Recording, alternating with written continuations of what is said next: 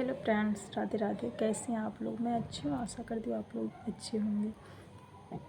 आज मैं जो आपको कहानी बताने जा रही हूँ ये एक सच्ची कहानी है।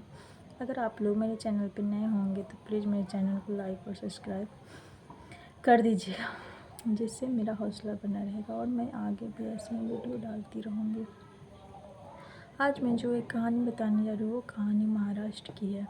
महाराष्ट्र की एक लड़की रहती है, वो 2 बहन रहती है और उसके मम्मी पापा रहते हैं। उसके पापा बिजली विभाग में काम करते हैं और वो बड़ी लड़की रहती है जो कि सिंगर बनना चाहती है। वो मुंबई जाती है और वहाँ पे ही उसका घर रहता है। सब अपने फैमिली के साथ रहती है। वो रोज़ ऑडिशन के लिए जाती है लेकिन उसे मिलता ही नहीं है कोई। उसे लाइन में इतना लगना पड़ता है क्योंकि हरदम लेट हो जाता है और वो गाना वाना गाती है। एक दिन वो लाइन में आगे लग जाती है और बोलती है, वहाँ पे जाती है तो बोलती है कि मुझे ऑडिशन देना है। उसमें का आदमी बोलता है कि आपको ऑडिशन देना है तो आप लाइन में लगिए, कि आप उस पहले क्यों आ गए, कि आपको लाइन में लगना पड़ेगा। तब भी ये सब लड़ाई झगड़ा उस लड़के से करने लगती है और बोलती है कि तुम मुझे नहीं जानते कि मैं इंदौर की सबसे अच्छी सिंगर हूँ और मेरे आवाज़ के पूरे इंदौर दीवाने हैं। ऐसे करके वो बोलती है। फिर उसके अंदर से एक लड़का साहिल नाम का निकल कर आता है और बोलता है कि क्या हुआ। तो ये वो लड़का बोलता है कि देखिए, ये लोग लाइन में नहीं लगे और डायरेक्ट यहाँ पे आ गए हैं ऑडिशन देने के लिए। तो लड़का बोलता है कि चलिए निकलिए और जाइए लाइन में लगिए, साहिल बोलता है। तो ये बोलते हैं, अपना पहले बोलती है कि नहीं, मैं ऐसे ऐसे बुरा बात बताती है। उसके बाद झूठ मूठ के रोने का नाटक करने लगती है। बोलती है मेरी माँ का तबीयत ख़राब है, मुझे ऑडिशन देना है। वो करके ऐसे करके वो बहाना बना के वो लड़का ऑडिशन ले लेता है।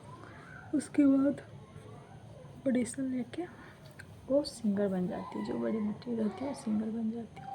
उसके बाद से जो साहिल नाम का लड़का रहता है, जहाँ जाती है इसका पीछा ही करते रहता है।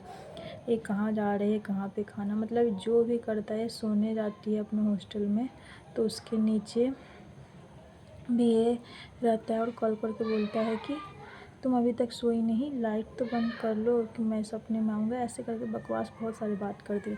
ये परेशान होती रहती है। इसकी सहेली बोलती है कि देखो, ये सब चीज़ ठीक नहीं है तुम्हारे लिए, कि पुलिस को कंप्लेन करो। ये बोलती है कि मैं पुलिस के चक्कर में नहीं पड़ना चाहती, कि छोड़ो क्या पुलिस का चक्कर, कि मैं नहीं करूँगी। लेकिन मुझे घुटन सी होती है कि जहाँ जाते हैं वहाँ पे पहुँच जाता है। हर एक जगह मेरा पीछा करते रहता है। ऐसा लगता है मैं कैद हो गई हूँ और वो पुलिस को नहीं बताती है। ऐसे ही करके एक दिन वो लड़का उसके बाद इग्नोर करती है। उसके बाद पार्टी में एक दिन जाती है तो वहाँ पे भी लड़का पहुँच जाता है और ये बोलता है कि मैं साहिल हूँ, आप ऑडिशन देने आए थे, आपको पता है आप सिंगर बन गई, मेरे ऑडिशन दे के वजह से ही आप सिंगर बनी थी। ऐसे कर करके वो बोलती है कि इसके लिए मैं आपको नहीं पहचानती, कि आपको कोई गलतफहमी। और ये लड़का इसके पीछे ही पड़ा रहता है। बोलता है प्रतिज्ञा प्रतिज्ञा करके। उस प्रतिभा नाम रहता है उस लड़के को, कि प्रतिभा आप ही प्रतिभा है, प्रतिभा। ऐसे करके बोलता है कि दिमाग ख़राब करके रखे हुआ। वहाँ से आ जाती है। उसके बाद नए वो हॉस्टल उसी लड़के की वजह से वो मुंबई से फिर अपने गांव में, जहाँ पे उसके मम्मी पापा रहते हैं, वहाँ पे शिफ्ट हो जाती है। वो लड़का वो भी पता करके एक रोज़ वो बहुत देर तक सोई रहती है। उसके माँ कहती है कि पता नहीं कितनी देर तक सोई रहती है। छोटी बेटी को देखो, सुबह सुबह उठकर स्कूल भी चली जाती है नहा धोआ कर, और ये अभी तक सोई ही रहती है। उसके पापा बोलते हैं एक दिन सिंगर बन जाएगी तो देखिएगा उसके लिए कितने लोग लाइन लगेंगे। ऐसे करके बोलते रहते हैं और वो अपनी बेटी को उसके बाद चाय बना कर जाती है, पानी का गिलास लेकर उठाने के लिए। तो वो गिरा के और उठा के लाती है। वो अपने पापा के गोद में सर रख कर सोती है। उतना ही में कोई गेट का बेल बजाता है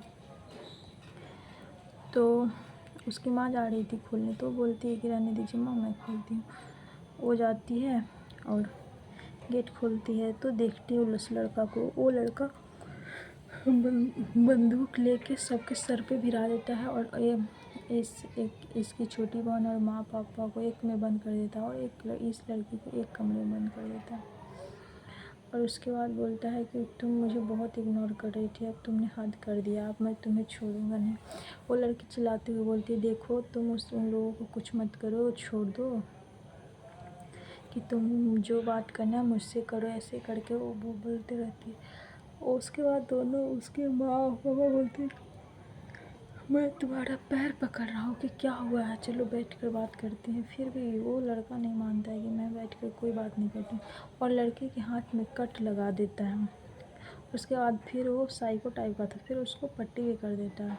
और उसकी माँ जैसे उस लड़का का पैर पकड़ती है, जैसे उसके पापा उसके बंदूक का पकड़ के दोनों में लड़ाई झगड़े होने लगते हैं। दोनों में इतने लड़ाई झगड़े होते हैं कि दोनों का उसी में गोली चल जाता है और उसके पिता को हाथ कंधे पे गोली लग जाता है, बहुत खून बहता है। लड़की बोलती है, देखो प्लीज़ उन लोगों को जाने दो कि उन्हें हॉस्पिटल में जाना है, ट्रीटमेंट की ज़रूरत है। वो बोलता है, नहीं मैं किसी को नहीं जाने दूँगा। और वो कोर्ट से पेपर भी निकाल के ले आता है कि जिससे मैं कोर्ट में शादी करूँगा, और लाइव वीडियो डालकर, और बोलता है कि देखो हम लोग दोनों आदमी शादी करना चाहते हैं और इसके घर वाले नहीं मान रहे हैं और हम लोगों को कैदी कर बना के रखे हुए हैं, ऐसे करके वो लड़का बोलता है। तो पुलिस सब देखते, उतने में उसके पापा इशारा कर देते हैं कि उसकी माँ को मोबाइल रहता है कि पुलिस को कॉल लगाओ। जब तक वो लड़का जाता है इसके प्रतिभा के कमरे में, तब तक ये पुलिस को कॉल लगाकर पुलिस को बता देती है इसकी माँ। पुलिस आते हैं तो ये गेट खुलवाते हैं तो नहीं खोलते। उसी घर में एक मेड रहती है जो पूरे घर का काम करती है, उसको बुला कर लाता है और बोलता है कि गेट खुलवा। वो गेट खुलवाता है, पुलिस गेट खोल के बहुत अंदर घुसते हैं, फिर बाहर निकल जाते हैं। फिर ऐसे फिर वो भी अपना साथे दिमाग से वो फिर ये करता है। फिर उसके बाद पुलिस क्या करता है, ऊपर चढ़ता है, टेरेस से वो ऊपर चढ़ जाता है पुलिस। उसके बाद कमरे में बाथरूम का कांच निकाल कर अंदर एंट्री कर लेता है। अंदर एंट्री करने के बाद वो घुसता है, उसके बाद उसके पैर में गोली मारकर निकालता है, सबको घर में सुरक्षित निकालता है और उसे पुलिस जेल में लेकर जाती है। और तब पुलिस कहते हैं कि जब आपकी बेटी को इतना दिनों से पीछा कर रहा था, उस समय आपकी बेटी को ही आवाज़ उठाना चाहिए था और पुलिस में कंप्लेन करना चाहिए था। अगर बेटी आपकी शुरू में ही आवाज़ उठाई रहती और कंप्लेन की रहती तो इसका इतना हिम्मत नहीं होता कि ये घर तक पहुंच जाता और इतनी हद तक ये गिर सकता था। इसलिए जब भी शुरू में ही लगे कि कुछ हो रहा है तब भी आवाज़ उठाना चाहिए और बोलना चाहिए। अगर आप दबा कर और ऐसे ही रह जाइएगा तो अगला आपको ऐसे ही दबाने का कोशिश करेगा और आपको झूठा भी बना दिया जाएगा और झूठा साबित कर दिया जाएगा, और आप सबके नज़रों में सही होते हुए भी आप झूठा ही साबित हो जाइएगा। तो इसलिए उसमें आपका भी गलती गिना दिया जाएगा। तो इसलिए जब भी कभी भी थोड़ा सा ही हो तो आवाज़ उठाइए और अपने हक के लिए लड़िए, क्योंकि आज भी इंडिया में ऐसे बहुत सारे लोग हैं जिनके साथ बहुत सारे जुर्म होते हैं और वो खामोश होकर चुप से सह लेते हैं। इतना ही नहीं, बहुत को मार भी दिया जाता है और वो तब भी वो कुछ नहीं बोलते हैं।